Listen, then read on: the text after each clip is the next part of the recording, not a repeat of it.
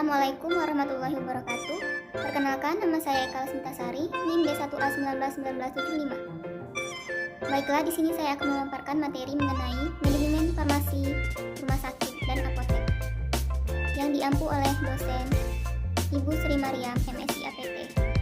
Baiklah, yang pertama kita akan mempelajari terlebih dahulu mengenai pengertian dari manajemen farmasi rumah sakit. Manajemen farmasi rumah sakit didefinisikan sebagai suatu departemen atau unit suatu rumah sakit di bawah pimpinan seorang apoteker dan dibantu oleh asisten apoteker yang memenuhi persyaratan, peraturan perundang-undangan yang berlaku dan kompeten profesional, tempat atau fasilitas penyelenggaraan yang bertanggung jawab atas seluruh pekerjaan, serta pelayanan kefarmasian yang terdiri dari pelayanan paripurna mencakup perencanaan, pengadaan, produksi, penyimpanan, perbekalan, kesehatan atau sediaan farmasi, dispensing obat berdasarkan resep bagi penderita rawat inap dan rawat jalan, pengendalian mutu dan pengendalian distribusi, dan penggunaan seluruh perbekalan di rumah sakit. Pelayanan farmasi klinik umum dan spesialis mencakup pelayanan langsung pada penderita dan pelayanan klinik yang merupakan program rumah sakit secara keseluruhan. Selanjutnya, definisi dari produksi instalasi farmasi rumah sakit. Menurut Depkes tahun 2004, produksi merupakan kegiatan membuat, merubah bentuk, dan pengemasan kembali sediaan farmasi steril atau non-steril untuk memenuhi kebutuhan pelayanan kesehatan di rumah sakit. Dalam rangka memutuskan tepat atau tidaknya produksi di rumah sakit, beberapa faktor yang harus dipertimbangkan adalah rancangan, kapasitas, dan sumber produksi. Sedangkan kriteria obat yang diproduksi adalah meliputi sediaan farmasi dengan formula khusus, sediaan farmasi dengan harga murah, sediaan farmasi dengan kemasan yang lebih kecil, sediaan farmasi yang tersedia di pasaran, sediaan farmasi untuk penelitian, sediaan farmasi nutrisi parenteral, dan konstruksi dari sediaan obat kanker. Baiklah, kita masuk pada perencanaan produksi obat. Tujuan perencanaan produksi obat adalah merencanakan produksi obat sesuai dengan kebutuhan rumah sakit. Dalam proses produksi, untuk menghasilkan anggaran yang tepat selama produksi, maka farmasi akan menentukan inventaris dan pemakaian anggaran yang diperlukan dengan mempertimbangkan hal-hal sebagai berikut. Yang pertama, persediaan dan tingkat pemakaian produk jadi, persyaratan bahan, kepastian produksi, peralatan produksi dan sumber-sumbernya, tenaga produksi, biaya produksi.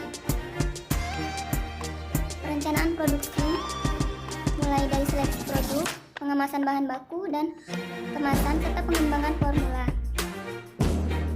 Dalam perencanaan ini perlu dipertimbangkan beberapa hal, yaitu dalam perencanaan gedung perlu dilakukan pelatihan personil secara teratur, inspeksi dan evaluasi kerja, mengadakan dokumentasi serta menjamin mutu produk akhir.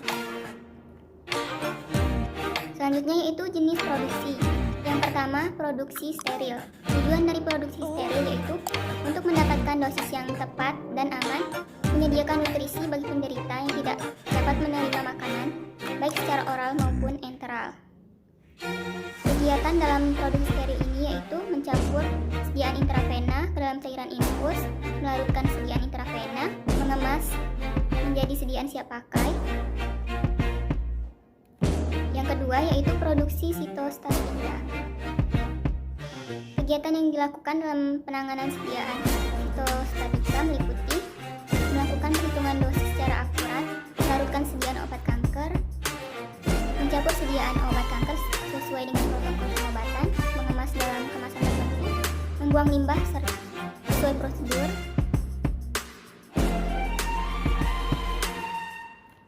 Struktur organisasi tata kerja. Yang pertama yaitu dikepalai oleh seorang penanggung jawab produksi. Lalu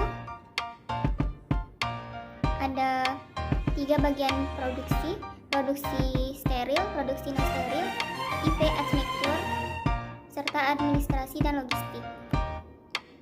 Ruangan produksi. Menurut Permenkes RI nomor 72 tahun 2016 tentang standar pelayanan kefarmasian di rumah sakit, Persyaratan bangunan untuk ruangan harus memenuhi kriteria. Pertama, lokasi jauh dari pencemaran lingkungan. Yang kedua, konstruksi atau bangunan terdapat sarana perlindungan terhadap cuaca, banjir, rembesan air, binatang atau serangga. Manajemen farmasi apotik.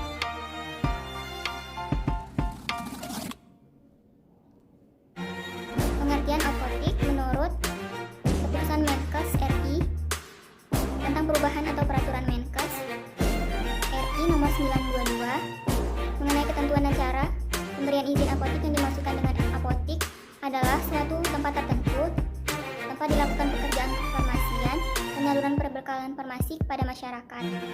Tugas dan fungsi apotik berdasarkan peraturan pemerintah nomor 25 tahun 1980. Tugas dan fungsi apotik sebagai tempat pengabdian profesi apoteker yang telah mengucapkan sumpah jabatan, sebagai sarana farmasi yang telah melaksanakan peracikan, pengubahan bentuk, pencampuran, dan penyerahan obat atau bahan obat.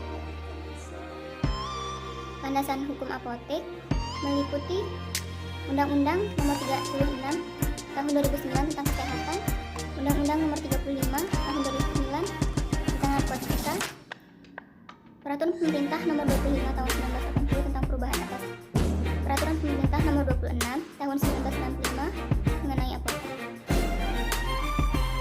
Manajemen apotik meliputi manajemen keuangan. Manajemen apotik meliputi manajemen keuangan, manajemen pembelian, manajemen penjualan, manajemen persediaan barang, manajemen pemasaran, dan manajemen khusus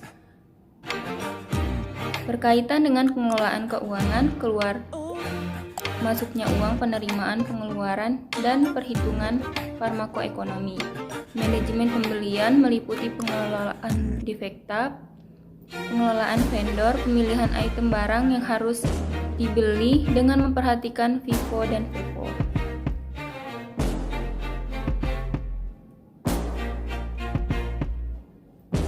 Bangunan dan kelengkapan. Bangunan apotik harus memiliki luas dan memenuhi persyaratan yang cukup, serta memenuhi persyaratan teknis sehingga dapat menjamin kelancaran pelaksanaan tugas dan fungsi apotik serta memelihara mutu perbekalan kesehatan di bidang farmasi. Pelayanan apotik meliputi pelayanan resep, screening resep, apoteker melakukan screening resep meliputi persyaratan administratif, nama, SP, dan alamat dokter, tanggal penulisan resep, tanda tangan atau farap dokter penulis resep. Kesesuaian farmaseutik meliputi bentuk sediaan, dosis, potensi, stabilitas, inkompatibilitas. Cara dan lama pemberian. Penyiapan obat. Dalam melaksanakan peracikan obat, harus dibuat sesuatu prosedur tetap dengan memperhatikan dosis, jenis, dan jumlah obat serta penulisan etiket yang benar. Penyiapan obat. Dalam melaksanakan peracikan obat, harus dibuat suatu prosedur tetap.